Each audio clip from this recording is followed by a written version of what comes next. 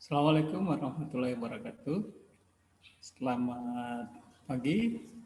Apa kabarnya semua mahasiswa semester 1 Politeknik Kaltara? Semoga semuanya sehat-sehat dan tetap semangat mengikuti perkuliahan. Kali ini Bapak masuk dengan kuliah online via YouTube. Silakan disimak materinya. Setelah materi ini ada tugas yang harus diselesaikan. Jadi disimak karena beberapa pertanyaan ada di dalam materi yang Bapak sampaikan. Oke, sebagai langkah awal, Bapak akan sebut materinya.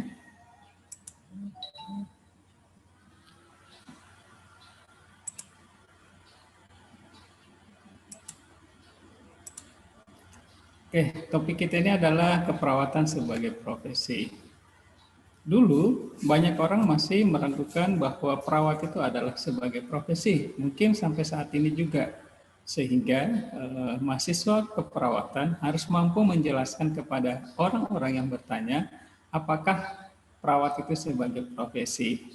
Bahkan ada bahasa yang sangat-sangat tidak menyenangkan ketika perawat dianggap masih sebagai pembantu dokter dalam tanda kutip. Sebenarnya kita bisa menjawabnya semua itu dengan materi yang Bapak akan sampaikan ini. Ini beberapa topik bahasan yang akan kita bahas, itu pengertian profesi, karakteristik dan ciri profesi, keperawatan sebagai profesi, sejarah perawat dianggap sebagai profesi di Indonesia, ada kode etik dan tanggung jawab perawat. Oke, pengertian profesi menurut Kamus Besar Bahasa Indonesia, profesi itu adalah pekerjaan yang dilandasi dengan pendidikan keahlian. Jadi Bapak ulangi, pekerjaan yang dilandasi dengan pendidikan keahlian. Di dalamnya ada keterampilan, kejuruan, dan sebagainya. Kemudian menurut Jean Jacobs, profesi merupakan pekerjaan yang membentukkan pengetahuan khusus dalam beberapa bidang ilmu dan melaksanakan peran mutu di masyarakat.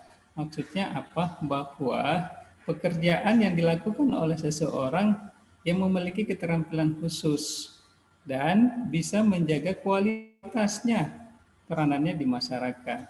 Kemudian masih Jean Jacobs juga bahwa profesi ini akan melaksanakan peraturan-peraturan yang telah disepakati oleh anggota profesi. Jadi ada namanya perhimpunannya atau perkumpulannya anggota profesi.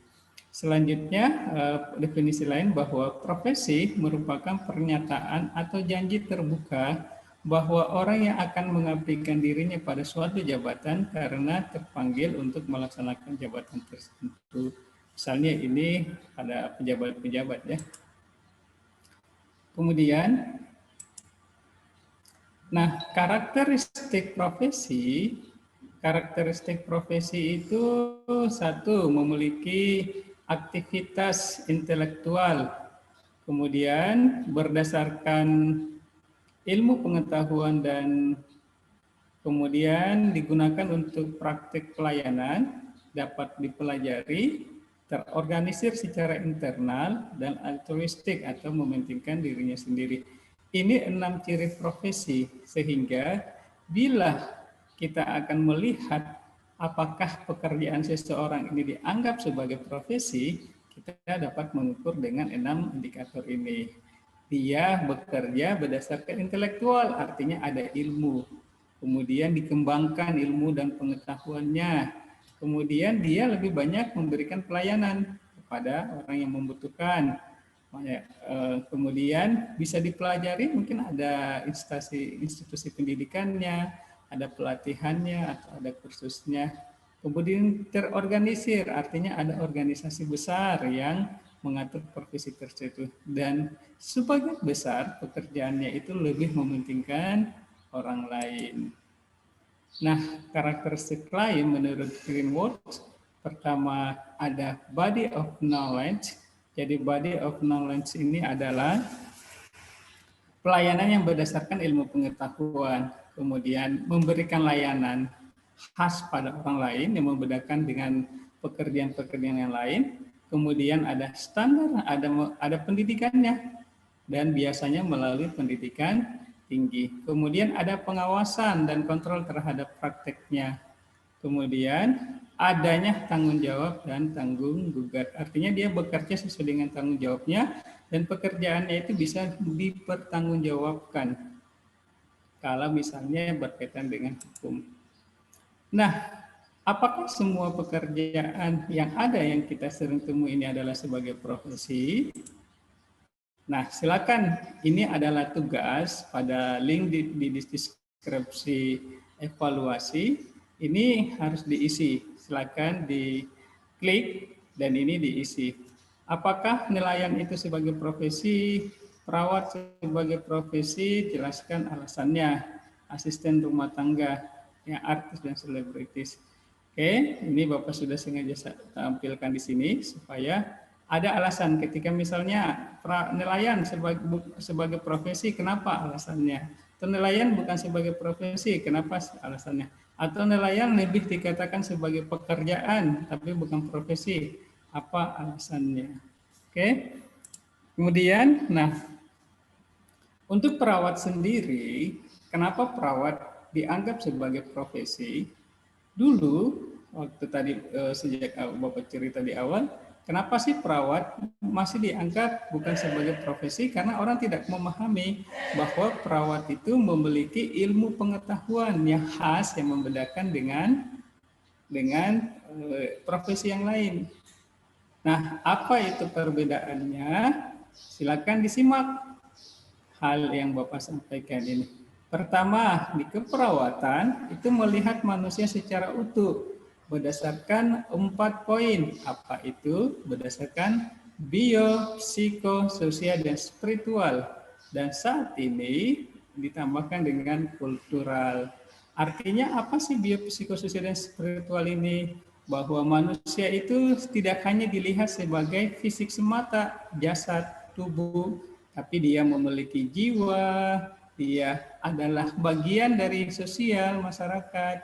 Ada komponen spiritualnya di dalam dirinya, kemudian termasuk dia bagian dari budaya. Artinya manusia itu tidak dilihat hanya sebagai manusia toh, tapi harus diperhatikan keempat aspek ini. Kemudian ada ilmu dan pengetahuan, tadi keperawatan disebutkan sebagai body of knowledge. Ilmu pengetahuan syaratnya itu dia memiliki metode, bahwa nanti kalian akan mempelajari metode keperawatan di semester berikutnya, itu bahwa keperawatan itu memiliki metode melalui proses keperawatan. Nah, proses keperawatan ini ada 5 tahap, ada pengkajian, ada penentuan diagnosa keperawatan, perencanaan, implementasi, dan evaluasi. Dan di perawat itu juga memiliki etika keperawatan yang mengatur bagaimana norma-norma dan kesopanan perawat dengan profesi lain. Kemudian perawat memiliki organisasi besar, organisasi profesi yang menaungi seluruh perawat yang ada di Indonesia yang disebut sebagai PPNI. Nah, di PPNI ini menentukan perawat bekerja harus seperti apa. Saat ini di Indonesia sudah memiliki Undang-Undang Keperawatan nomor 38 tahun 2014, kemudian juga ada Standar Profesi Keperawatan Indonesia. Itu sudah sangat lengkap mengatur seperti apa perawat harus bekerja. Nah, momentum awal kebangkitan perawat di Indonesia itu mulai tahun 1983, bulan Januari. Itu ada Lokakarya Keperawatan, dan di situ disepakati bahwa perawat ini adalah pelayanan profesional. Kalau bahasa anak muda saat ini, perawat itu bukan perawat kaleng-kaleng, hanya sekedar ada saja, tapi tidak ada ilmunya, tidak ada isinya.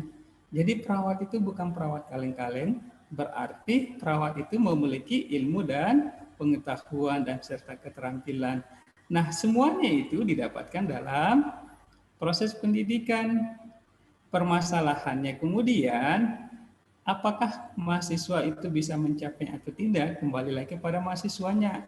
Jadi untuk menjadi seorang perawat, dia harus betul-betul mendalami dan juga harus memahami apa yang harus dikerjakan perawat.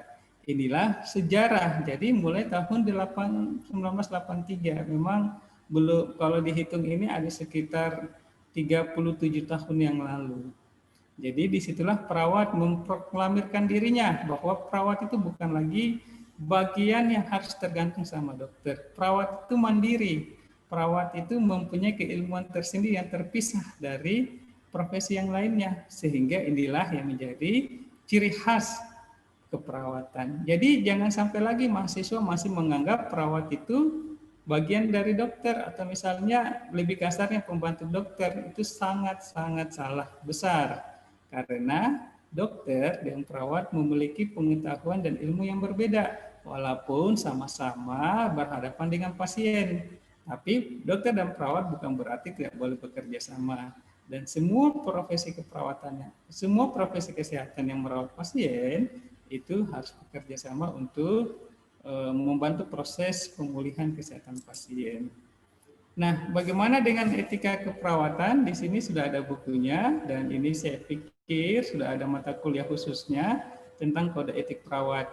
Di dalamnya itu akan mengatur perawat dengan klien, perawat dengan prakteknya, perawat dengan masyarakat, perawat dengan sesama perawat dan teman profesi lainnya, dan perawat sebagai anggota profesi. Jadi ini silahkan dibaca, dan ini sudah akan ada sementara mata kuliahnya berjalan etika keperawatan.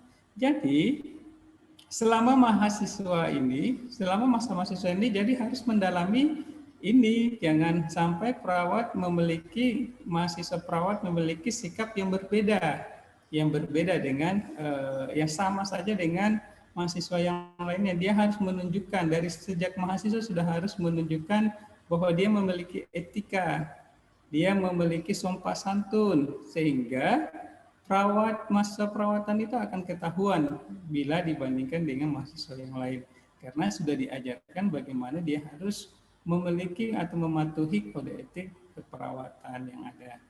Kemudian nanti juga ketika misalnya masuk di rumah sakit, ini harus ada bagaimana dia berhadapan dengan orang yang sakit. Orang sakit di keperawatan disebut sebagai klien. Kemudian bagaimana dia berhadapan dia pada saat praktek, bagaimana sikap dia di masyarakat. Oke.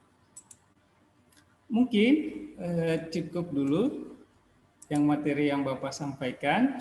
Kalau misalnya ada yang kurang jelas, silakan ditulis di komen di bawah pada poin mana tidak dijelas. Kemudian ini sangat penting sekali lagi, karena ini menjadi ruh dan menjadi penyemangat buat mahasiswa bahwa perawat itu adalah bukan pekerjaan yang tidak memiliki landasan. Seperti yang Bapak sampaikan tadi, perawat bukan pekerjaan kaleng-kaleng, tapi perawat adalah profesi yang sangat mulia berdasarkan ilmu dan pengetahuan yang telah dikembangkan. Oke, demikian materi singkat dari Bapak. Lebih dan kurangnya mohon dimaafkan, dan akan dikembangkan melalui tugas yang ada di link deskripsi pada YouTube kali ini. Kita tutup. Billahi taufiq wal hidayah. Assalamualaikum warahmatullahi wabarakatuh.